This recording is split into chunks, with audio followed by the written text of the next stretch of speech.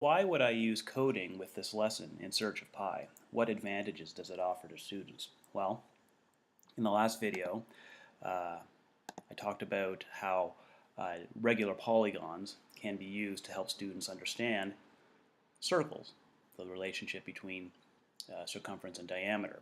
But I don't want to show students these polygons because I want them to make their own.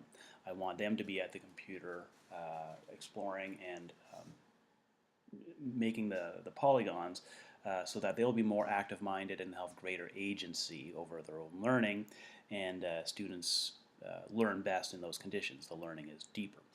So um, after this activity, which I described in the last video, some students will take a look at this final column and just understand that despite the fact that their numbers are not exactly the same, that we rounded the numbers and maybe our measurements were off. So in a perfect world, dividing circumference by diameter will always give you the same number. They won't know what that number is, but they'll be there that it's a proportional relationship. The quotient will always be the same.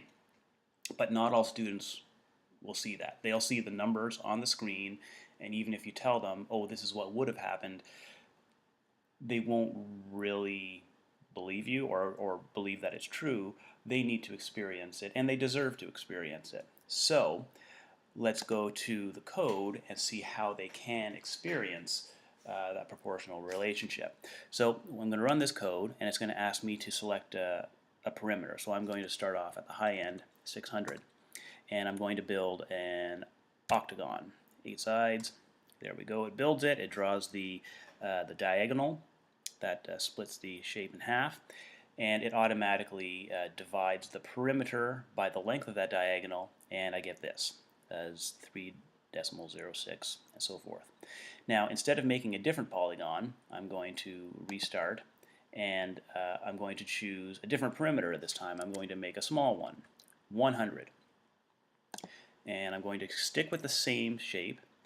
Now, you're going to see a much smaller octagon, but you'll notice that even though the perimeter changed, the quotient is the same.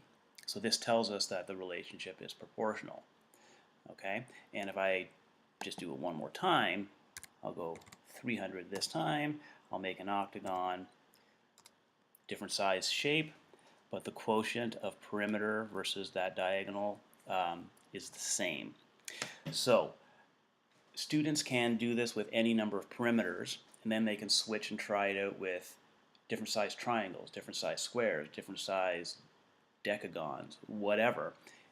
And they will see that the quotients remain the same for each individual shape. And if they haven't accepted before that circumference divided by diameter will always yield the same quotient, they should start to accept it now as they see that happen with other shapes, particularly ones that are closer and closer to circles. So that's one thing that they can model for themselves here. Okay. Also, why else do we want to use this? Well, I'm just going to reset this again. So this time I'm going to keep the perimeter the same. So I'm just going to go with 600. And here's what we can do. If I make a triangle, so now we've taken the perimeter of the triangle and divided it by that line of symmetry that you saw, and we get 3.46 and so forth. Well, what happens if I now make a square? Now we're at 2.82 and so on. And what happens if I make a pentagon? And I'm just going to keep making these and filling in 6, 7, I'm trying to go too fast here. Now let's make an octagon, even though we've already seen that. And a nonagon. And we'll do one more and then take a look at what we have. So we can see what's happening here. We started off with a three-sided figure, a triangle, and our quotient was quite a bit higher than pi. Then when we moved to a four-sided shape, the square, we were quite a bit lower than pi.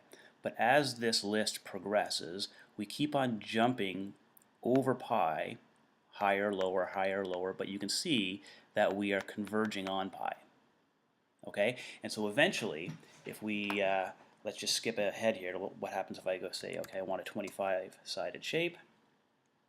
Now I get a number. The division yields a quotient that is very close to pi, and if I go for 26, again, we're just jumping over and back on either side of pi, and students will see that these shapes that we're making, they're not exactly circles, but they're becoming more and more closer to being circles. Let's try even 50. I mean, to the naked eye, that looks like a circle, and we have a quotient that is very close to pi. Let's try 100. Again, this is going to be almost indistinguishable from a circle, and the quotient is just a slight bit away from pi. So this, going through this process and taking a look at shapes that are not circles and seeing how the quotient is coming closer and closer to this number will tell students that, okay, wait a minute, if I take my circle, my circumference, and divide it by diameter, I'm going to get something that's 3.14-ish. And at that point, it's perhaps a good idea to share with students the exact nature of pi. This code is limited because it's incapable of drawing a perfect circle. The best that it can do is draw a very close version of what is actually a multi-sided regular polygon. So we're never going to get perfect pi out of this, but it's certainly powerful enough and close enough for students to see that that we're on our way to pi, and then that as the teacher you can inform them as to what pi actually is. In the lesson, I've suggested a few extension activities, and I just want to show you how one of them might work. There is in the lesson, and you'll see it when you read it, something about a circular track, and they analyze a circular track on paper. One of the extensions is to have them create a code that would model a circular track. And what I've done here is I've just modeled the inside lines of each track. So runner 1 would be running just to the outside of that line, and runner 2 just to the outside of the line that's being formed. But then what we have here in red is the staggered start. So this is a good exercise. Now that they kind of know a little bit about circumference, they can kind of play with it and perhaps come up with a code like this for a circular track where the two runners have to be positioned in order to run the same distance. And of course the other extension then, because this is completely ridiculous, circular tracks don't really exist and aren't a good idea anyway, is taking this idea and then coding an actual regulation Olympic track. That's something that can happen later on.